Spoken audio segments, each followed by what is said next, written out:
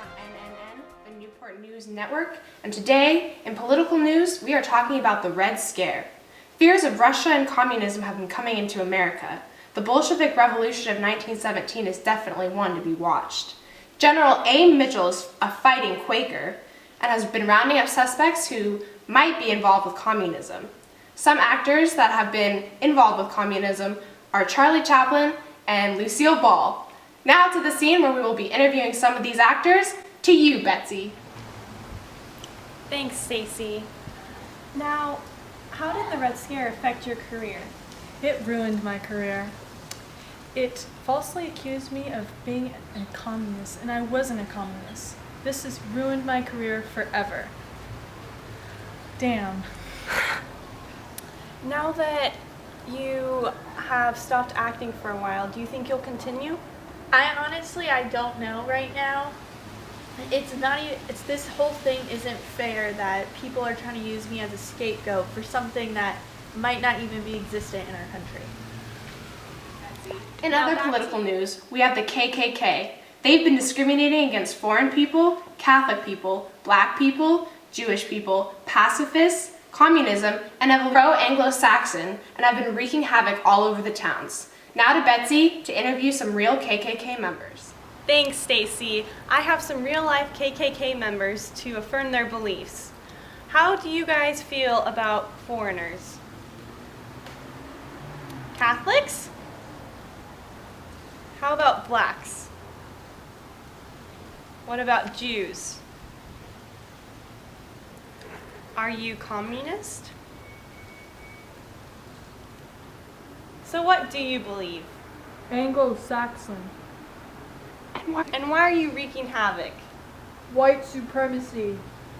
Well, there you have it, Stacy. And in other news, we have gangster activity increasing in large cities. These were brought about by prohibition. One example was the mob in Chicago. These people have been known to be involved with prostitution, gambling, narcotics, kidnapping, and murder, all in order to get money. Many of the gangsters were around in the 1920s, and they were known to use the Thompson submachine gun, which was their gun of choice, also known as the Chicago typewriter. Now to Betsy to interview some real-life gangster members. Thanks, Stacy. I'm here with some gangsters from Chicago. Now, how is it like on the daily job? It's hard. We're making money everywhere. We're using prostitution, we're having gambling, we have speakeasies, we're all about the liquor. We do it for the money. I can hook you up if you need some moonshine. We're all about anti-prohibition. Here you go. Thank you. Now back. And now we have the subject of mass consumption. This put the roar into the 20s. We first had the idea of credit, which is the ability to buy things without having to use money on the spot. We also have a lot of news about sports going on, and the Model T, which was created by Henry Ford. We now have 26 million vehicles by 1929. And now to Betsy to interview some real-life consumers. So how has mass consumerism affected your life? It's greatly affected my life in a positive way. As you can see, I have my new Model T, and my husband's fixing to get another car along with a new house right now. And I have my new designer handbag because everything's just going so well lately. And what do we have here? It's a secret, don't tell anyone, but I also love my new German car. I just got it last week. It runs a little better than the Fords because those are a little more mainstream and everyone can afford them. So how has the mass consumption affected your life? I've gotten this little fancy little dog, I got this couch, and I got this big nice house. Are there any negative effects in buying so many things? I don't think so. My husband says it's the best thing for the economy, and he's a stockbroker, so he knows everything. Well, I wish I could buy anything I wanted. Now back to you, Stacy.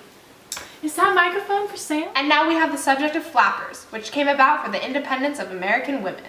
We also have the scandal of one-piece bathing suits on the beach.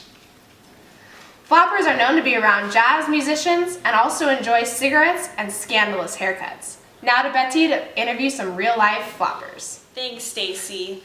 So what defines you as a flapper? It's a movement for independence for the American women. Okay. And what's with the whole one-piece bathing suit scandal? That's just another way of showing our independence. And what does being a flapper entail? Well, personally, I'm a singer and a dancer in a women's band, and we travel to various cities, to different speakeasies, and perform there. The next subject we have are the increase in tariffs. Consumerism has really led a lot to the increase in higher taxes. Businesses really want to sustain the economy. The Fordney and Macomber tariff law is definitely one to be watched. What do the viewers think about this? It's interesting that Harding and Coolidge both support the increase in taxes. And now to Betsy to interview some people off the street about what they think about the higher I'd tariffs. like one espresso. That'll be $2.98. $2.98. It says it was only $1. Those tariffs, they cut into everyone. We have to charge you more for this espresso. Do you mind if I interview you real quick? Yeah, sure. Okay. What do you have to say about the higher tariffs? I believe that if Harding and Coolidge believe in higher tariffs, I do too.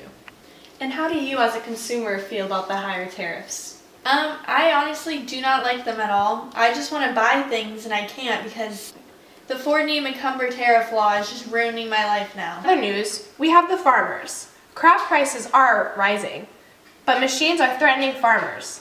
The gasoline engine tractor and the steel mule are both machines that are threatening farmers out of their jobs. They're growing crops way faster than farmers ever could. And now we go live to York County to interview America's real-life farmers. Hi, Stacy. As you can see, we can hear some of the animals here at the farm. But here we have some of the owners. How does it feel like to run your own farm? You know, I like it, but lately the people of America have been using these machines and it's putting me out of business. Things should be like back in the old days when it was just people, not machines. Like, the cotton gin was just too, it's like, it's okay, but then the steel mill, my God. There you have it.